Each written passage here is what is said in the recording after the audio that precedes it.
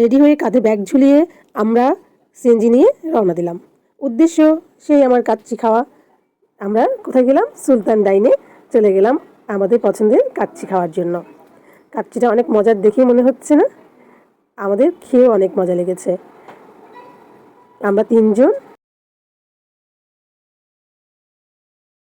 এই যে আমি সাথে নিয়েছি ফিরনি, বোরহানি, জাফরানি আর সাথে নিয়েছিলাম জর্দা। যেহেতু আমার বিয়েবাড়ির খেতে ইচ্ছে হচ্ছিল তাই। আলহামদুলিল্লাহ। এরপরে আমরা চলে গিয়েছিলাম পাশের অ্যাপেক্সের শোরুমে। অ্যাপেক্সের শোরুমে যে জুতো দেখছিলাম, ব্যাগ দেখছিলাম এবং আশেপাশে জিনিসগুলো দেখছিলাম। ঘুরে ঘুরে জুতো আর ব্যাগের প্রতি আমার একটা আলাদা আকর্ষণ আছে।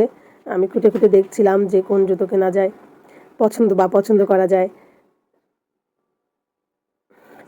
এখানে মনে হচ্ছিল যে অনেক সুন্দর সুন্দর কালেকশন আছে। স্যান্ডেলগুলো কয়েকটা আমার পছন্দ হয়েছে, জুতোও পছন্দ হয়েছে। জাস্ট ঘোরাঘুরি আর কিনি বা না কিনি আজকে উদ্দেশ্য দেখা।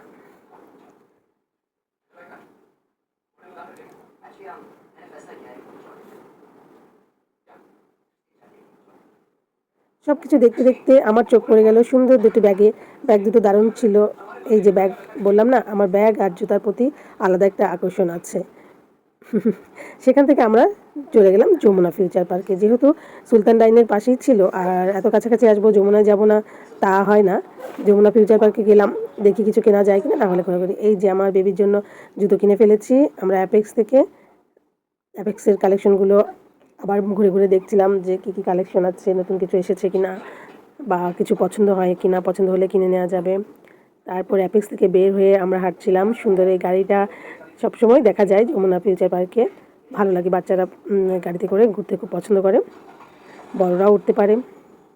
এরপরে আবার আমরা সন্ধ্যার কাছাকাছি সময়ে আমরা গিয়েছিলাম এই পেপসিতে। তারপর ওখান থেকে বের হয়ে বসুন্ধরা পাশে গেট দিয়ে 300 ফিটের দিকে আমরা রওনা দিলাম। কিছুক্ষণ হাঁটলাম। 300 ফিট অনেক কি পপুলার জায়গা, এখন মানুষ ঘুরে বেড়ায়, কিন্তু আমাদের বাসার কাছে হলেও আমাদের তেমন যাওয়া হয় না। 300 ফিট ওভারব্রিজের উপরে থেকে আমি শহরটাকে দেখছিলাম। তারপরে হেঁটে হেঁটে 300 ফিট ওভারব্রিজটা পার হলাম এবং আমি কিছু ভিডিও করছিলাম। অনেকদিন পরে এদিকে আসা হলো।